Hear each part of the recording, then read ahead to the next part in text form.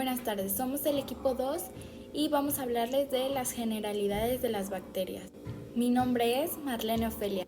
Las bacterias son células procariotas que no van a tener un núcleo, pero van a tener una membrana celular. Por lo tanto, su ADN va a estar concentrado en forma de un nucleoide. Dentro de su citoplasma vamos a tener ribosomas, lisosomas y diferentes organelos. También va a tener una pared celular, lo cual nos va a distinguir si va a ser una bacteria gram positiva o una bacteria gram negativa. Esto también contiene una cápsula, contiene filamentos que van a funcionar como adhesinas a la hora de invadir una célula huésped, y también contiene un flagelo o múltiples para dar movilidad a la bacteria. Es importante recordar que las bacterias existen múltiples y miles de bacterias en nuestro organismo sin causar alguna enfermedad, pero cuando las bacterias aumentan en cantidad o se mueven de lugar, ya nos generan signos y síntomas. A ello llamamos una bacteria patógena. También una bacteria va a tener un vehículo de transmisión, puede ser gotas, aerosoles, puede ser por contacto. Las técnicas de identificación de los agentes infecciosos pueden ser características microscópicas, en la cual vamos a ver su forma, su tamaño, su agrupación, su afinidad a la tinción Gram. También vamos a tener características macroscópicas, como su morfología, si está generando una colonia grande o una colonia pequeña. Los medios de cultivo, vamos a tener medios de cultivos enriquecidos, selectivos y diferenciales. Puede ser desde un agar-agar a un agar-McConkey, identificando la bacteria. Y tenemos pruebas bioquímicas en las cuales utilizamos enzimas como la catalasa o la oxidasa para saber si son positivas a estas y ir clasificando, identificando la etiología del que tenga nuestro paciente. Pues a mí me tocó hablar sobre la clasificación de las bacterias, pues según su nutrición. Y como podemos ver en la diapositiva, vamos a tener bacterias que son autótrofas y bacterias que son heterótrofas. Las bacterias que son autótrofas,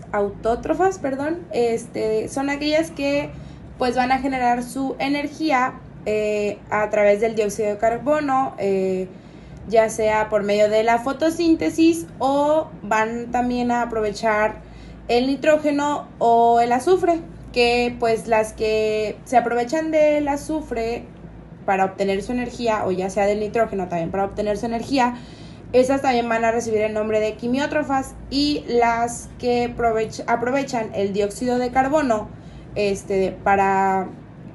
por medio de la fotosíntesis, pues son fotótrofas. Un ejemplo de bacteria de tipo autótrofa es la Vibrio cholerae. Ahora bien, las heterótrofas, estas son las que se nutren a partir de materia prima que viene de otros seres vivos. Y pues un ejemplo de este tipo de bacterias, las heterótrofas, son bacterias que descomponen la carne de animales ya muertos.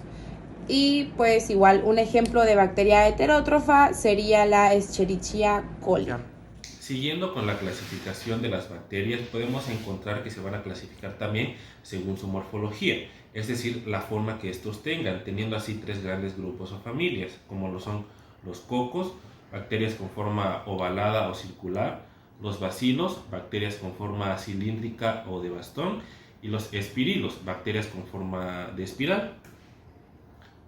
Como ya dijimos, los cocos son bacterias con forma ovalada o circular que van a tener diferente forma después de su división, encontrándonos así a los diplococos, que después de dividirse permanecen en pares, los estreptococos, que son cadenas de 4 o más bacterias, las tetradas, que son 4 cocos en agrupaciones cuadradas, las arcinas, que son paquetes cúbicos de 8 cocos, y los estafilococos, que presentan una forma de bacilo. Los siguientes son los bacilos, que tienen forma cilíndrica o de bastón, y que también presentan diferente conformación después de su división. Tenemos a los cocobacilos, que presentan una forma intermedia entre un coco y un bacilo, a los diplobacilos, que son pares de bacilos, los estreptobacilos, que son cadenas de bacilos. También tenemos a los bacilos con forma filamentosa, que tienen forma de fibra, y a los bacilos fusiformes, que tienen forma de huso con las puntas más delgadas y el centro un poco más grueso.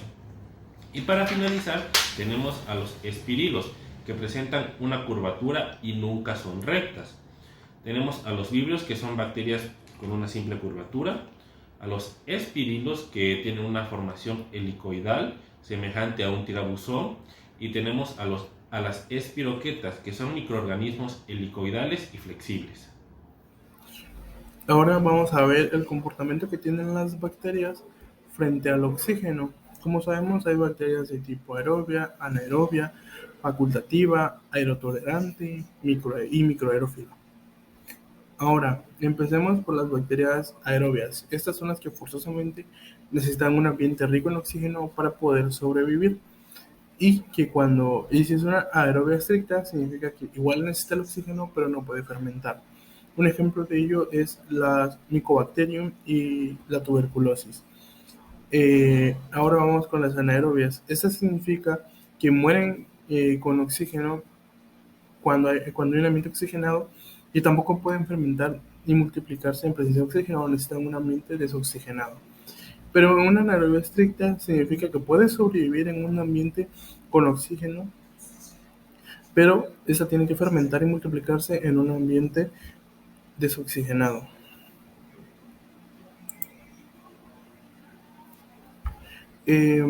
Después seguimos con las bacterias de tipo facultativa. En sus características está que esta puede respirar con oxígeno, pero igual fermenta en un ambiente desoxigenado. Un ejemplo de ello es la Escherichia coli. Una bacteria aerotolerante significa que fermenta con o sin oxígeno. Esto quiere decir que se adapta a ambos ambientes de igual manera. Y un ejemplo de ellas son los Streptococcus pyogenes. Finalmente, la bacteria microaerófila es la que crece mejor en un ambiente con poco oxígeno, o sea que es más afín a un tipo de ambiente desoxigenado. Un ejemplo de ello es la Campylobacter jejuni. La clasificación de las bacterias por su coloración se divide en dos: gram negativa o gram positiva.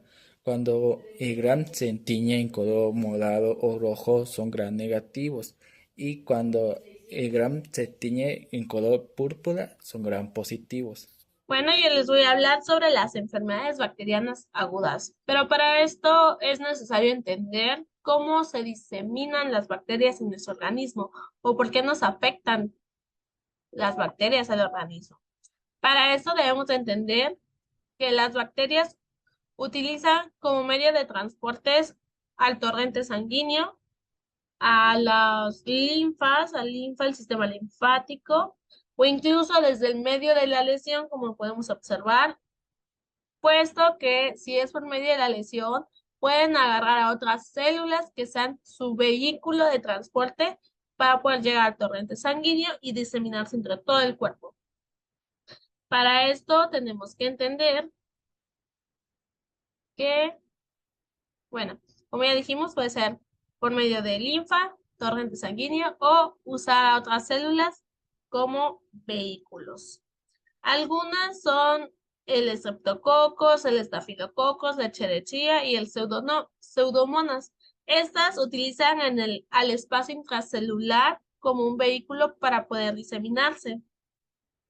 Una vez en el espacio intracelular del huésped, ellas pueden evadir la fagocitosis. Este es un proceso vital, por lo que pueden presentar cápsulas, y sus cápsulas son su factor de virulencia, lo que le permite atacar más rápido al organismo y poder tener un desarrollo más rápido. Su crecimiento será más rápido. Estas se extienden siempre, por el espacio intracelular. Otras son capaces de invadir y multiplicarse dentro de las células del huésped. En la mayoría de los casos,